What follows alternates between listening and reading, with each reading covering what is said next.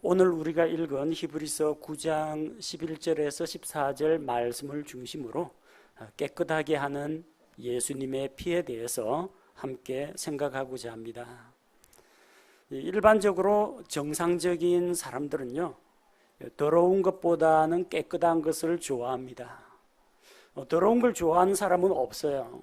만약 더러운 거를 좀 좋아하고 집착하고 만지는 사람이 있다면요, 정신적으로 조금 문제가 있는 사람입니다.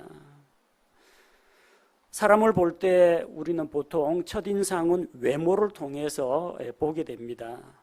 근데 얼굴이 좀 잘생기고 몸매도 아주 좋은데 잘 안 씻어서 옷에서 몸에서 냄새가 난다. 그러면은 그런 사람을 좋아하지는 않습니다. 음식을 맛있게 하는 맛집이라고 해서 찾아갔는데 음식은 맛있는데 음식 안에서 이물질이 나온다든지 아니면은 이 식탁이 지저분하고 숟가락을 보니까 고춧가루도 안 떨어져 있고 종업원 복장이 지저분하고 손톱 밑에 때가 껴 있고 하면요, 거기서 밥 먹을 맛이 나질 않습니다.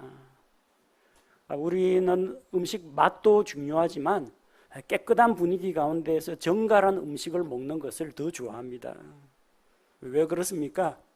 하나님이 거룩하시고 깨끗한 분이기 때문에 하나님께서 자기의 형상을 따라서 우리를 만드셨는데 우리 안에도 그 깨끗한 것을 좋아하는 마음이 있다는 겁니다.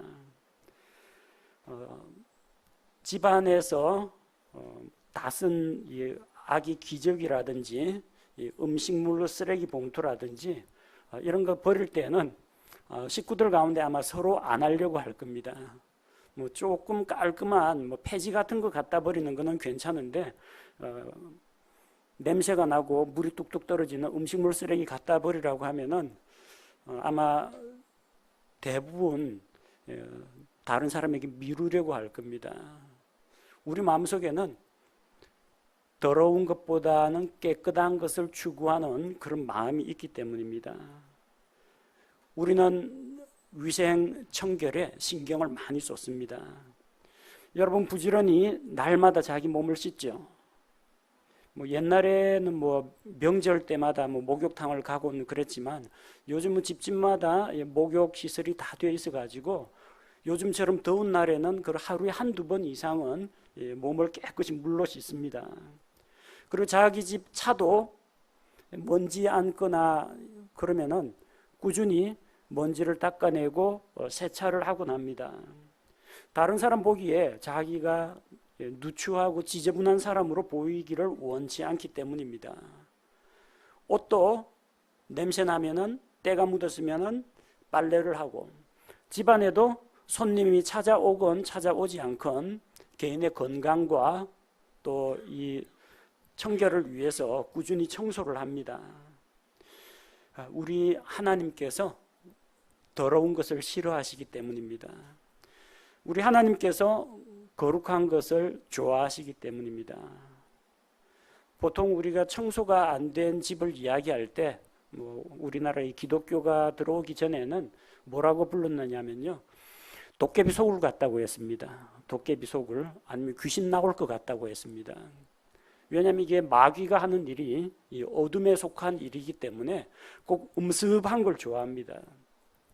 깨끗한 이런 데보다는 저 변소, 화장실에 귀신이 나올 것 같고, 깨끗한 밝은 페인트 칠이되어 있고 조명이 환한 집보다는 다 허물어져가는 폐가, 흉가, 공동묘지 이런 데서 뭔가 나올 것 같고 왠지 가기가 꺼려지는 게 일반적인 사람의 느낌입니다.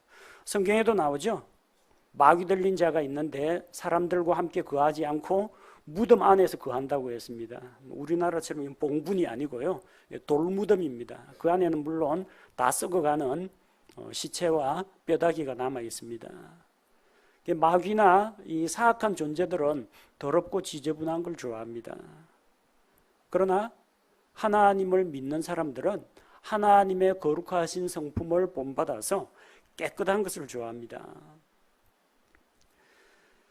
하지만 사람들은 이 자기들이 아무리 열심히 빨래를 하고 청소를 하고 목욕을 하더라도 자기 자신이 하나님 앞에서 더럽고 추한 자라는 사실을 기억해야 합니다.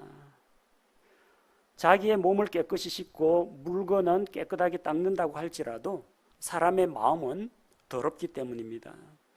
누가복음 11장 39절에서 예수님께서 말씀하십니다.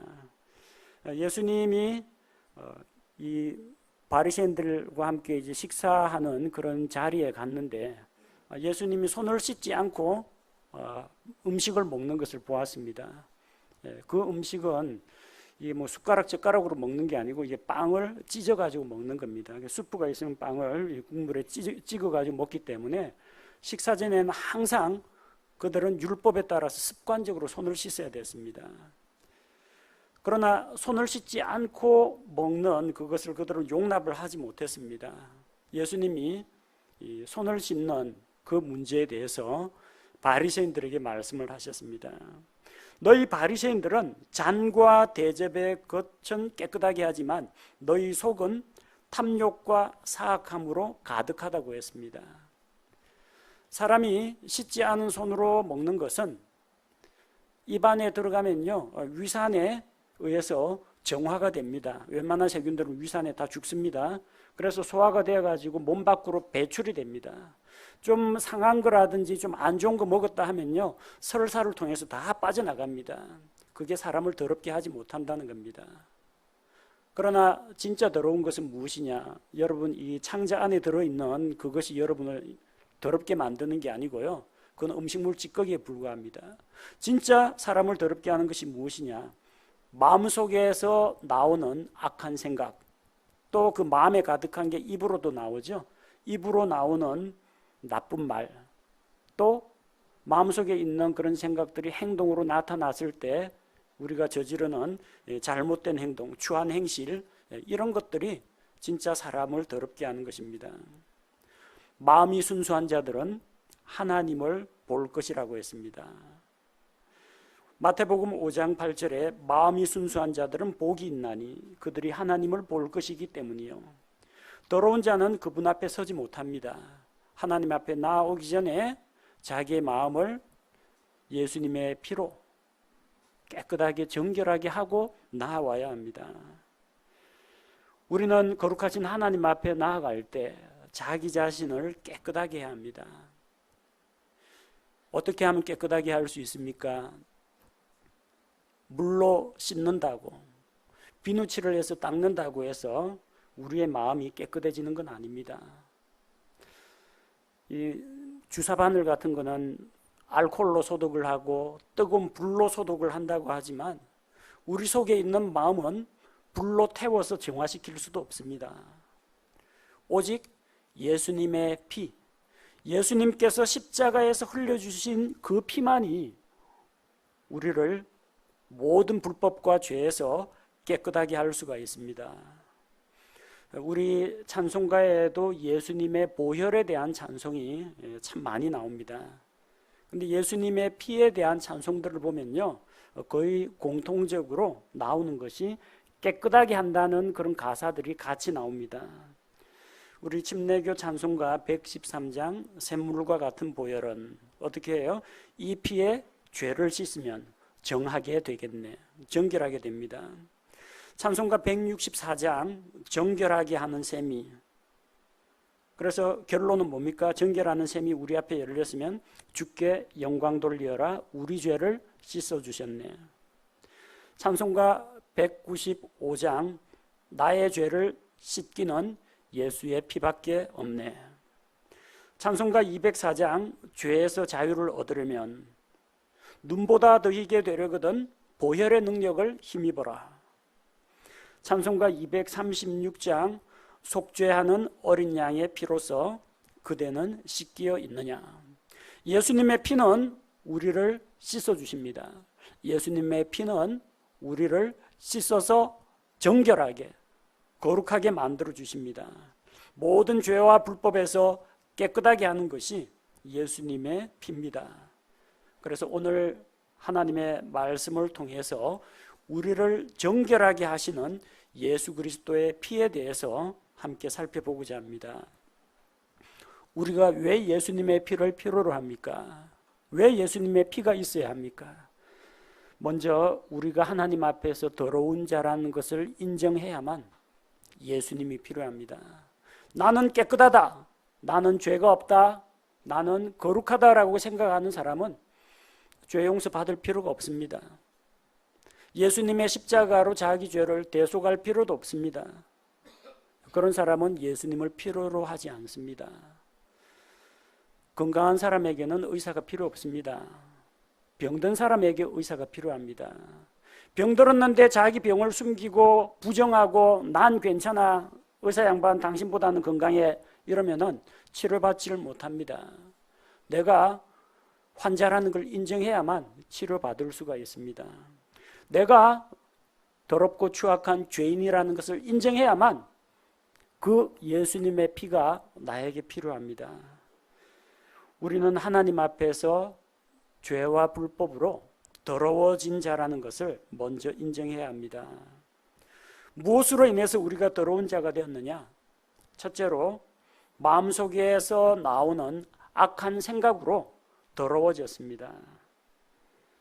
보통 우리는 이 다른 사람 소개할 때 그 사람이 착하다라고 이야기합니다. 그런데 뭐 완벽하게 착한 사람은 없죠. 몇 가지 뭐 결점이나 안 좋은 점들도 있습니다. 그래서 보통 소개할 때 그 사람의 행실은 좀 뭐 그렇지만 마음만은 정말 착하다, 그렇게 이야기합니다. 이게 참 새빨간 거짓말입니다. 사람의 마음이야말로 가장 사악한 것입니다. 예레미야 17장 9절에서 모든 만물보다도 거짓되고 극도로 사악한 것은 사람의 마음이라고 했습니다. 마음만 착하다고요? 마음씨는 곱다고요? 뭐 다른 사람하고 비교해서 누구보다 낫다고 이야기는 하겠지만 하나님 앞에서 마음이 깨끗하고 착하다고 주장할 수 있는 사람은 사실 아무도 없습니다. 왜냐하면 예수님께서 말씀하신 바에 의하면 사람의 마음속에는 이런 것들이 들어있습니다. 여러분 마음속에 몇 가지나 들어있는지 꼽아 보십시오.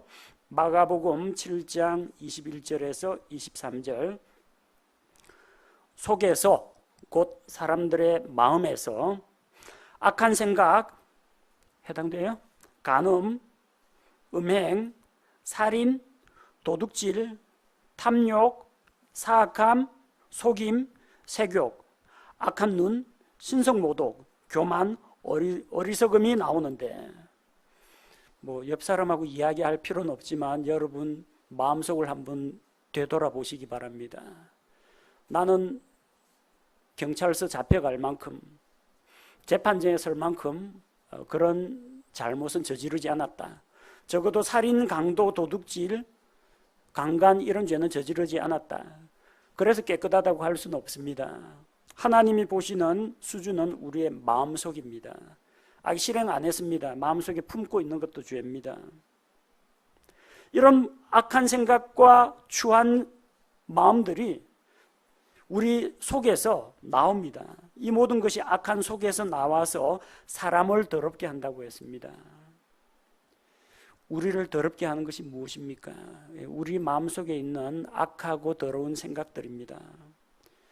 또 그리고 사람은 마태복음 12장 34절에 보면 마음에 가득한 것을 입으로 말한다고 했습니다. 사람은 자기 마음에 가득한 것을 입으로 내뱉습니다.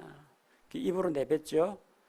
또 말이 씨가 된다고 말이 행동으로 옮겨집니다. 그 행동이 계속해서 반복되면 습관이 됩니다. 습관이 곧 그 사람의 인격이 됩니다. 그래서 결국 우리 속에 있는 이 악하고 더러운 생각들이 우리의 말과 행실을 더럽히는 것입니다. 마음속에 있는 이런 생각들 뿐만 아니라 둘째로 입에서 나오는 더러운 말로 인해서 우리가 더러워집니다. 한 번은 길 가다가 이쁘장하게 생긴 여고생 둘이서 막 이야기하면서 가는 거를 봤는데 얼굴은 이뻐요. 근데 뒤에서 듣자고 하니까 무슨 남학생들도 입에 담기 어려운 이 비속어하고 성적인 표현하고 뭐 10원짜리 이야기까지 해가면서 어쨌든 입에 담기 험악한 욕을 하는 것을 봤어요. 정신이 남학생들 하는 거는 하도 많이 봐가지고 그러려니 했는데 이쁘장한 여학생이 그 입에서 그 험악한 말을 뭐 야이 뭐 개 강아지 뭐 이런 이야기까지 나오니까 이게 완전히 뭐라고 합니까? 일단 정신이 번쩍 들더라고요. 환상이 깨어지더라고요. 그거 어디서 나왔겠습니까? 친구들하고 이야기하면서 듣고 배우고 만화책 보고 뭐 영화 같은 데서 다 배운 겁니다. 날 때부터 그거 배우진 않습니다. 사회적 날 때부터 유전적으로 갖고 태어난 건 아닌데 사회적인 환경을 통해서 그거 다 배운다는 겁니다. 부모에게서 배우기도 합니다. 친구한테서 배우기도 합니다. 아니면 어떤 폭력적인 영화 같은 데서 배우기도 합니다.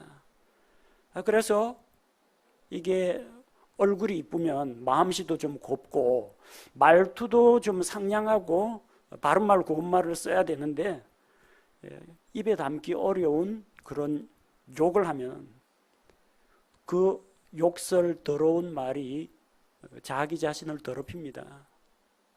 듣는 사람이 뭐라고 생각하겠어요? 저 입이 걸하고 입에 무슨 걸레를 물었나 뭐 그런 식으로 이야기하면서 그 사람의 인격이 아주 수준 이하라고 평가하게 됩니다.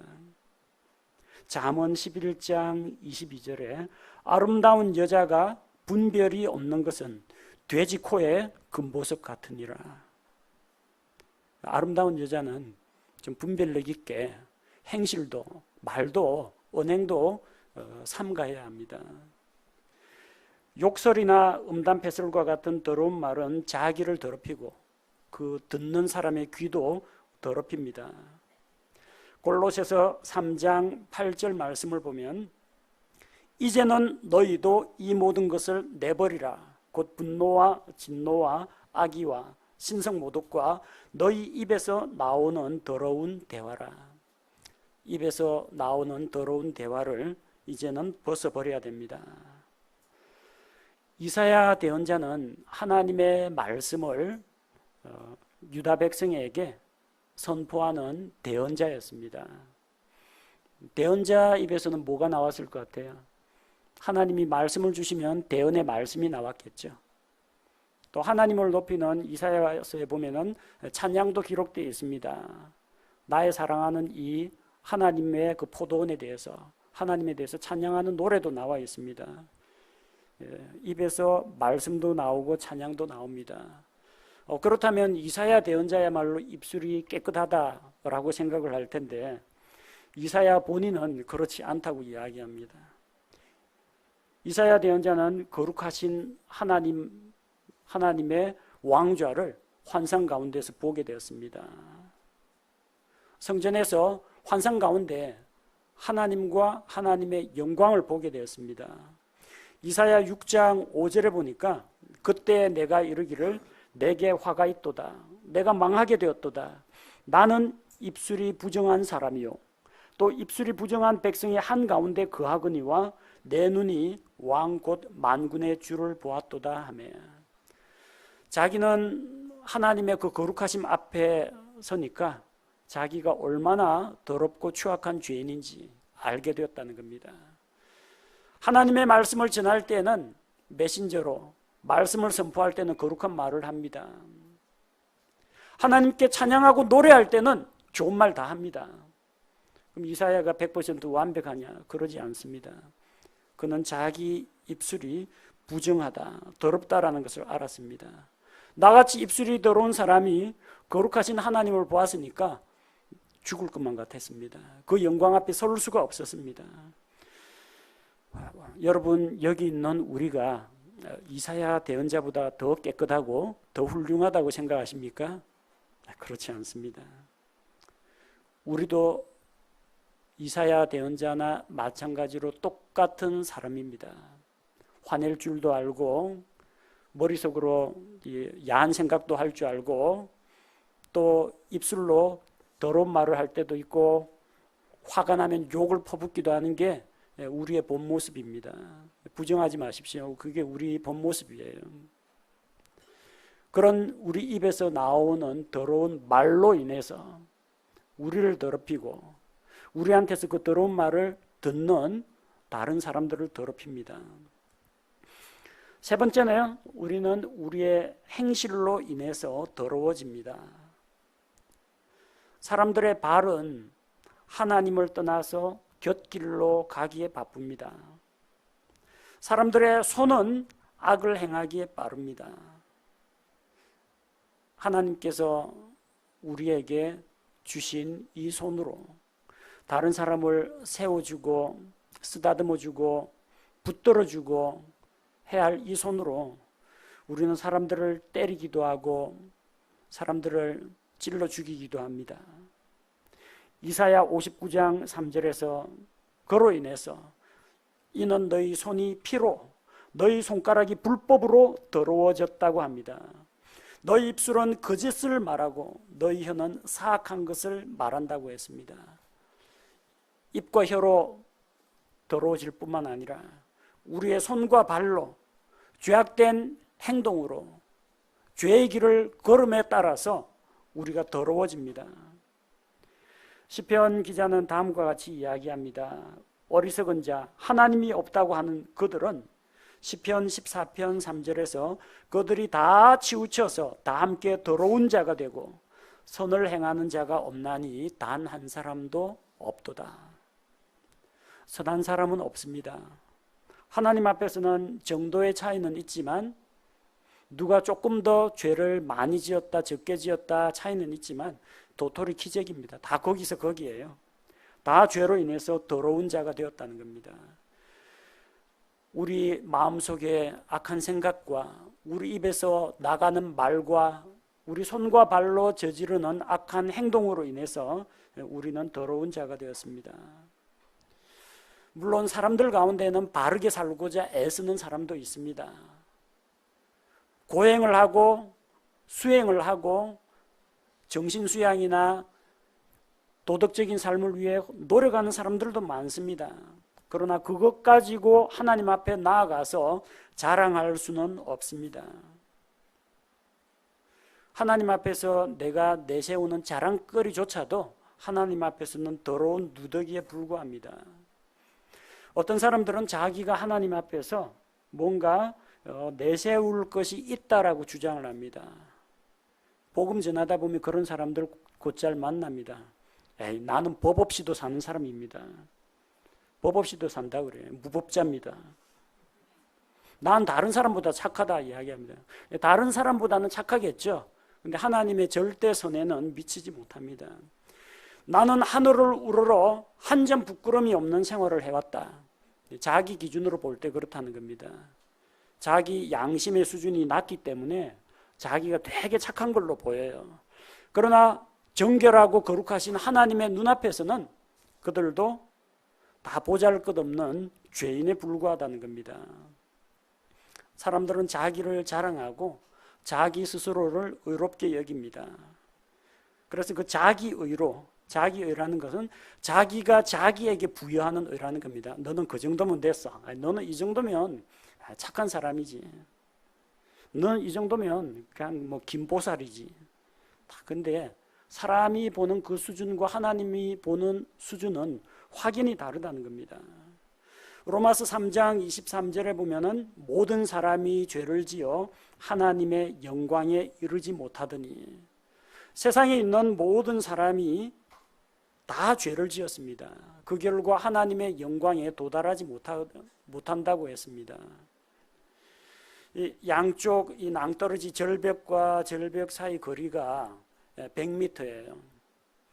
그래서 어떤 사람은 이 절벽을 건너뛰으려고 노력을 합니다. 열심히 뛰었는데 30m 가다가 아래쪽으로 추락합니다. 어떤 사람은 나는 너보다는 멀리 뛰를 수 있어. 그래서 저 뒤에서부터 질주해 와가지고 절벽 끝에서 돔 닫기로 팍 차고 건너편으로 뛰었는데 50m 나아가다가 중력에 의해서 아래쪽으로 떨어졌습니다. 어떤 사람은 좀 이제 도구를 써서 장대를 가지고 뛰어와가지고 장대의 그 탄력으로 쫙 뛰었는데 100m까지는 못 뛰고 80m 가고 떨어졌습니다. 80m 뛴 사람이 밑에서 피 철철 흘리면서 30m 뛴 사람에게 야, 난 그래도 너보다 낫다 이렇게 말할 수 있느냐? 다 불합격입니다. 다 불합격이에요. 하나님이 요구하시는 수준이 100m, 100점이면 100점이 돼야 통과하는 겁니다. 99점 맞고 떨어지나 30점 맞고 떨어지나 다 거기서 거기라는 겁니다.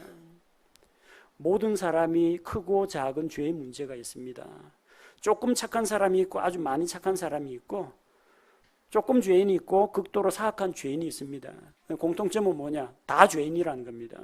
다 하나님이 요구하시는 영광, 하나님의 수준에 이르지 못하더니 사람들은 이렇게 다 하나님 앞에 부족하고 더럽고 추한 자라는 겁니다. 이사야 64장 6절에서 그러나 우리는 다 부정한 물건 같고 우리의 모든 의는 더러운 누더기 같으며 우리는 다 잎사귀같이 시들므로 우리의 불법들이 바람같이 우리를 몰아갔나이다. 우리는 다 부정한 물건 같다고 했습니다. 사람들이 꺼리는 만지기 싫어하는 더러운 기저귀 같은 거, 우리의 모든 의는 더러운 누더기 같다고 했습니다. 사람들은 덕지덕지 기운 누더기, 냄새나는 누더기를 입고 난 그래도 벌거벗은 사람보다는 낫습니다 하고 하나님 앞에 나아갑니다. 그러나 하나님은 그 누더기 입은 사람 냄새난다고 치워버리십니다. 우리는 다 잎사귀같이 시들입니다. 아담과 이브는 죄를 짓고 자기들의 부끄러움을 가리기 위해서 무화과 나무 잎을 따가지고 엮어서 앞치마를 만들었습니다. 앞치마는 앞치마입니다. 앞쪽을 가립니다. 옆치마하고 뒤치마는 아닙니다. 옆하고 뒤는 다 드러났습니다. 그 잎사귀, 무화과 나무 잎사귀 손바닥 모양으로 생긴 거 얼기설기 엮어봤자 구멍 뽕뽕 뚫려 있고 보일 거 다 보입니다. 하룻밤 자고 나니까 물기가 말라가지고 뭐라고 되어 있어요? 잎사귀 같이 시들므로 바시락바시락 낙엽처럼 다 부서져가지고 이제는 걸칠 수도 없습니다. 하나님 앞에서 우리가 내세우는 인간적인 선행과 우리의 도덕적인 수양과 고행을 통해서 얻는 열매가 더러운 누더기 같고 잎사귀 같은 그런 것에 불과하다는 겁니다. 하나님 앞에서 우리 노력으로 자기의로 우리의 더럽고 추한 죄를 가릴 수는 없습니다. 그러면 방법은 없습니까? 사람이 자기 힘으로 하나님께 나아갈 수 없고 자기 죄 문제를 해결할 수 없기 때문에 하나님께서 예비하신 방법을 우리에게 보여주셨습니다. 그것은 곧 우리의 모든 더러운 것을 피로 깨끗하게 하는 것입니다. 예수님의 피가 우리를 깨끗하게 합니다. 구약시대에는 율법에 따라서 거의 모든 것이 피로 깨끗하게 되었습니다. 어떤 것은 피로, 어떤 것은 물로 깨끗하게 했습니다. 구약시대 죄 헌물의 수소를 잡아서 제단을 깨끗하게 했습니다. 하나님께 희생 헌물을 드리는 이 제단, 성막 성전 안에 있는 제단, 거룩한 제단입니다. 그런데 그 제단조차도 하나님 앞에서 정결하게 될 필요가 있었다는 겁니다. 레위기 8장 15절에 보면 그가 그 소를 잡으니라.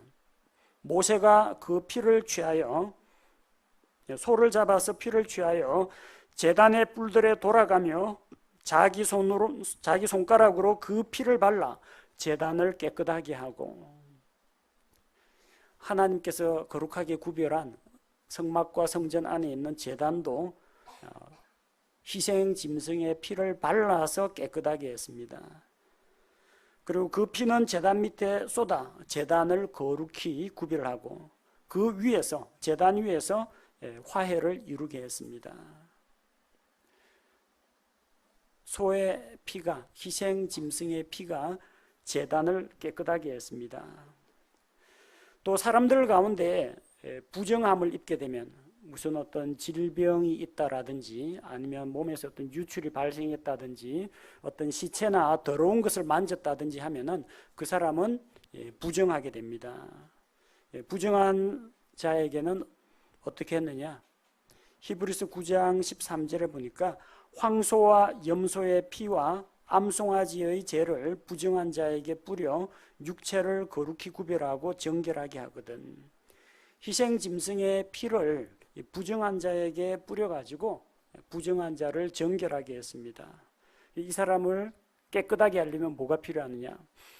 아무 죄 없는 짐승 한 마리가 죽어야 한다는 이야기입니다. 죄 없는 짐승의 희생, 죽음으로 말미암아 이 부정한 자가 깨끗하게 될 수가 있습니다.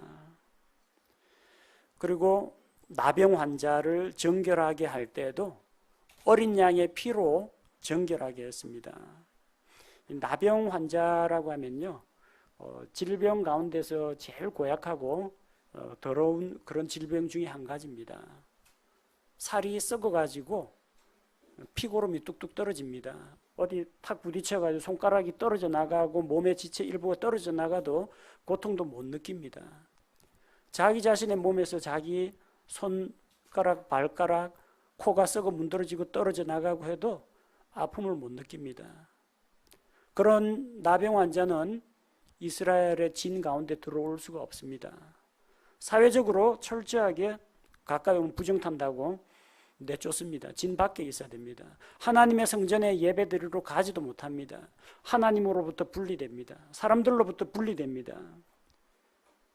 사람들이 만약 자기 앞에 지나가면은 머리에 수건을 눌러쓰고 자기 입을 가리고 고개를 숙이고 나는 부정한 사람이요, 부정한 사람이요, 가까이 오지 마시오 하고 외쳐야 했습니다. 자기로 인해서 다른 사람이 부정을 입지 않도록 하기 위해서. 하지만 그 나병 환자를 정결하게 하는 예식이 있습니다. 레위기 14장 14절에 보면 제사장은 그 범법 헌물의 피 일부를 취하여 정결하게 될 자의 오른쪽 귓불과 오른손 엄지와 오른발 엄지에 바를 것이요. 나병 환자를 정결하게 할 때 어린 양의 피가 사용되었다는 겁니다.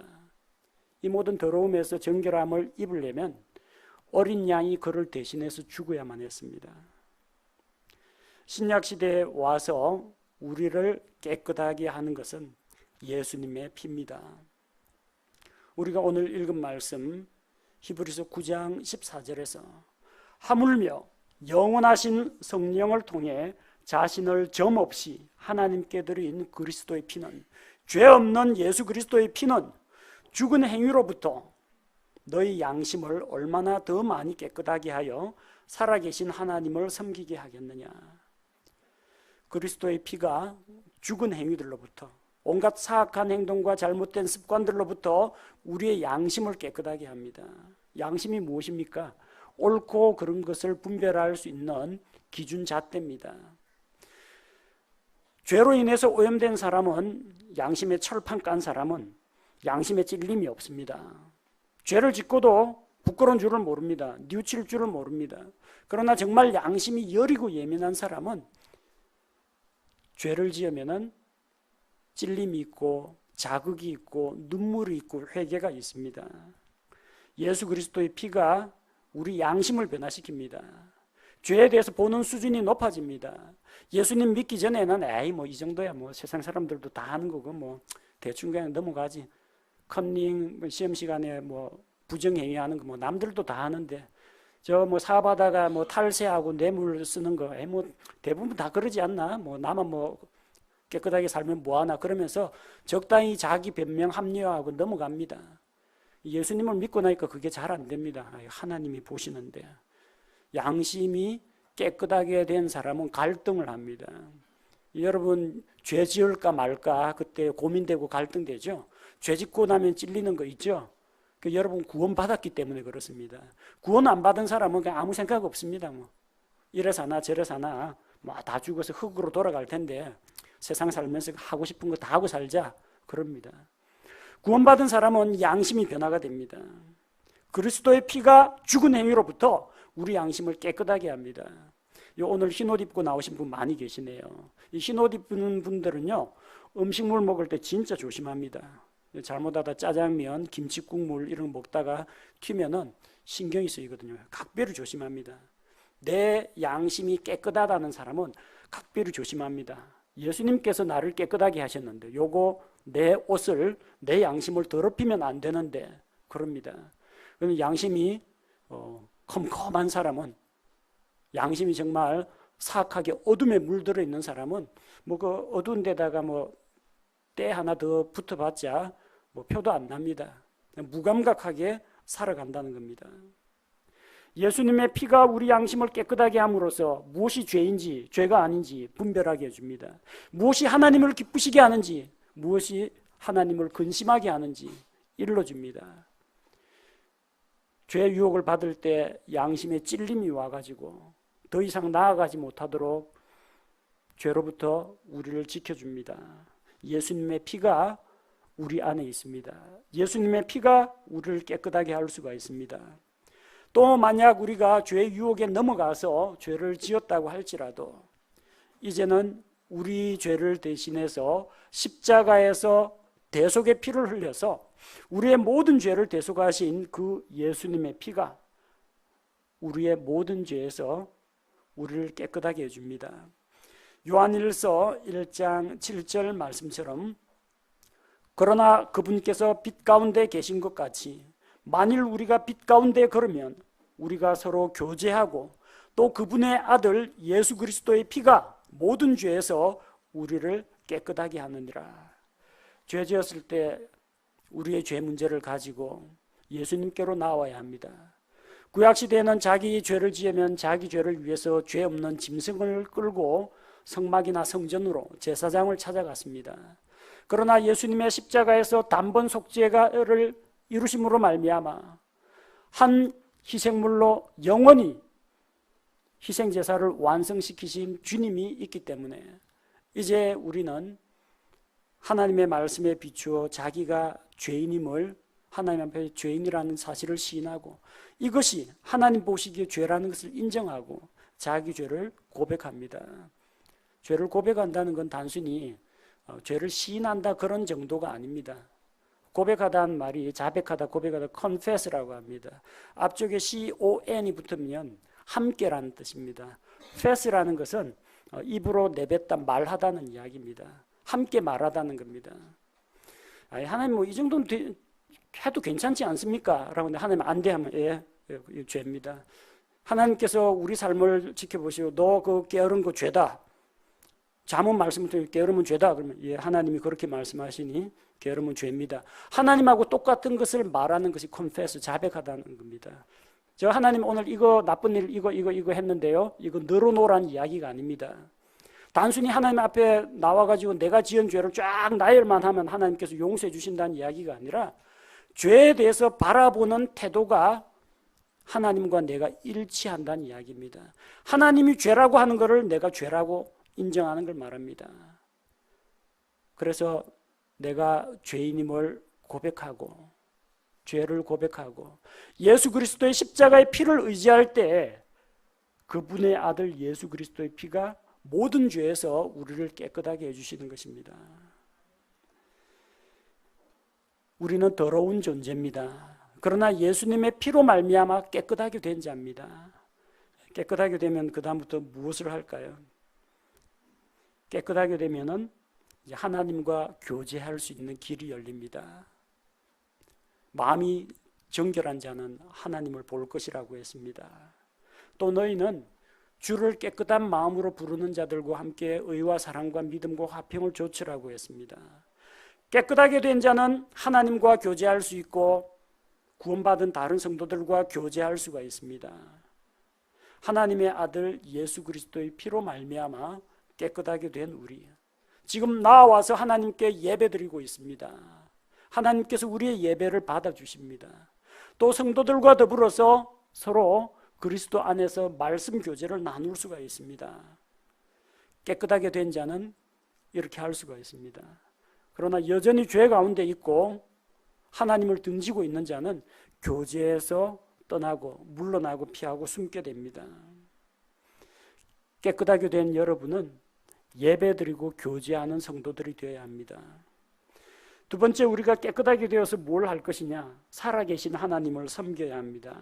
오늘 읽은 14절 말씀에 나오죠. 너희 양심을 얼마나 더 많이 깨끗하게 하여 살아계신 하나님을 섬기게 하겠느냐? 더러운 자는 하나님을 섬길 수가 없습니다. 하나님 앞에서 섬길 수 있는 자는 구약 시대에는 거룩하게 구별된 레위 사람들, 제사장들 뿐이었습니다. 부정한 자들은 그분 앞에 나올 수가 없었습니다. 그러나 예수 그리스도의 피가 우리 양심을 깨끗하게 하면은 살아계신 하나님을 섬길 수가 있습니다. 주님을 섬기고자 하는 사람은 예수님의 피로 먼저 깨끗하게 되어야 합니다. 예수님을 통해 깨끗하게 되지 않은 자는 목회를 할 수가 없습니다. 예수님으로 말미암아 깨끗하게 되지 않으면 집사의 직분을 맡을 수가 없습니다. 선교사나 복음 전도자가 될 수도 없습니다. 구원받지 않은 사람에게 예배 인도를 맡긴다든지 피아노 반주를 맡긴다든지 찬양대를 맡기거나 교사의 직무를 맡길 수는 없습니다. 먼저 예수 그리스도의 피로 정결하게 되어야만 하나님을 섬기고 다른 성도들을 섬기는 일들을 할 수가 있습니다.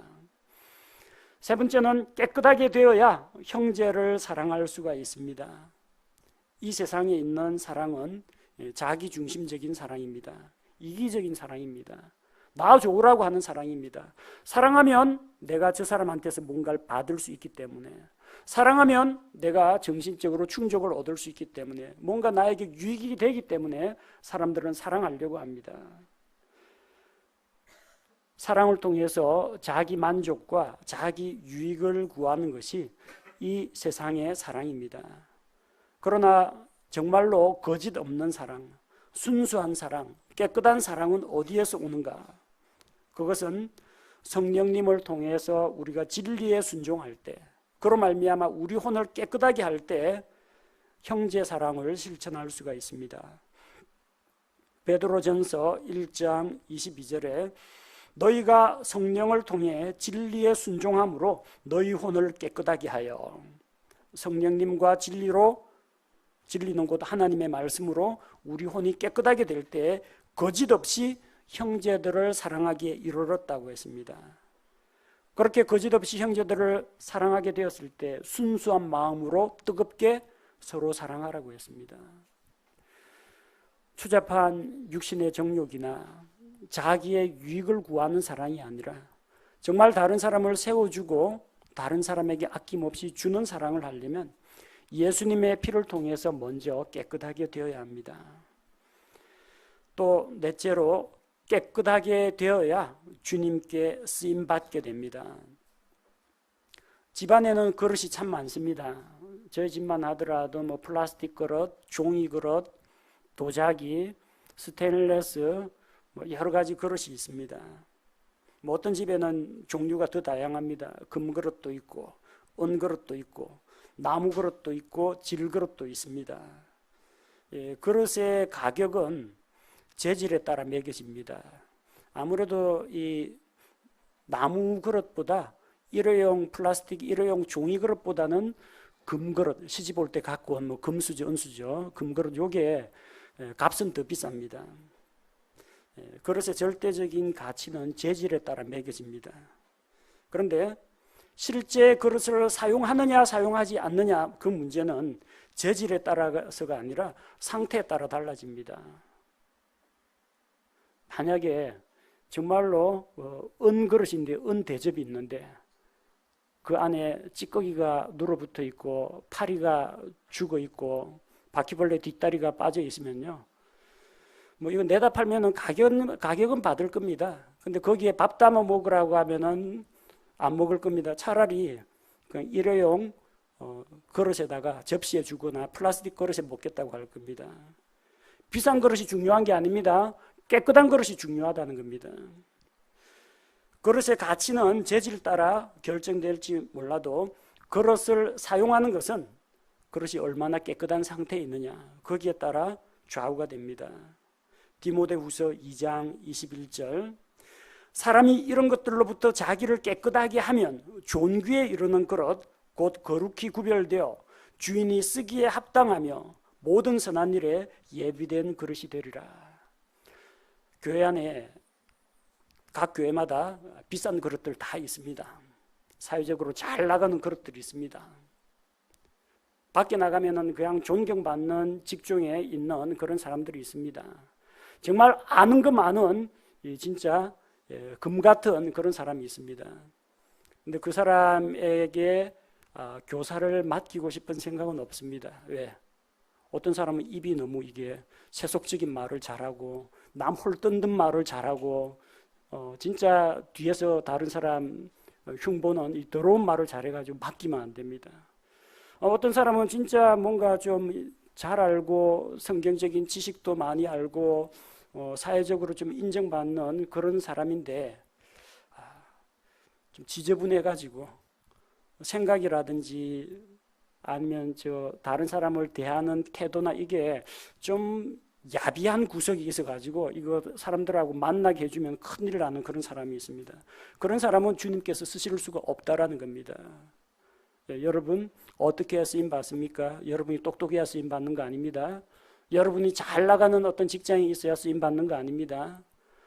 여러분이 정말로 하나님 앞에서 깨끗하고 마음이 예수님의 피로 정결하게 되고 입이 하나님 앞에서 할례를 받고 정말 이 손과 발이 주님 앞에서 거룩하게 될 때 그때야말로 하나님 앞에서 쓰임 받을 수가 있습니다.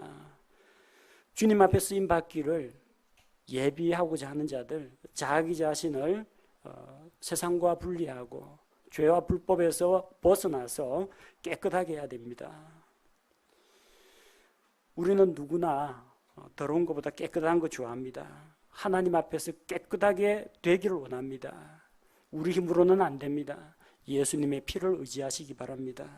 예수님께서 십자가에서 흘려주신 그 피를 오늘날 나의 마음과 나의 말과 나의 행동에 적용하시기 바랍니다. 주님, 나를 정결하게 해주셨으니 제가 말씀으로 인해 예수님의 피로 인해 정결하게 씻김받기 원합니다. 제 입술을 정결하게 하시고 제 입에 파수꾼을 세우시고 제 손과 제 발이 하나님이 원하시는 일을 하며 하나님 원하는 길을 걷게 하옵소서. 그렇게 기도하고 하나님의 도우심을 받아야 합니다. 죄로부터 정결하게 되는 것은 신분상 정결하게 되는 것은 단 한 번입니다. 예수님의 피로 단번에 목욕을 한 자처럼 단번에 정결하게 됩니다. 목욕했다고 해서 안 씻고 자는 사람이 있습니까? 목욕했다 할지라도 이스라엘에서는 걸어 다니면 모래먼지에다가 이 발에 잔모래가 잔뜩 낍니다. 집 밖에 한번 나갔다 들어오면 또 씻어야 됩니다. 예수님의 피로 이미 우리가 완전히 모든 죄와 불법에서 용서받았지만 매일매일의 삶 가운데에서 우리를 더럽게 하는 나쁜 행실, 우리를 더럽게 하는 죄악된 것들, 또 이상한 말이나 이런 생각들, 악한 생각들, 이런 것들로부터 정결하게 되려면 매일의 삶 가운데에서 우리 죄를 회개하고 하나님 앞에 자백하고 주님의 피로 깨끗이 씻김을 받아야 합니다. 그렇게 할 때 우리가 하나님 앞에서 거룩한 성도로서 깨끗한 삶을 살아갈 수 있게 됩니다.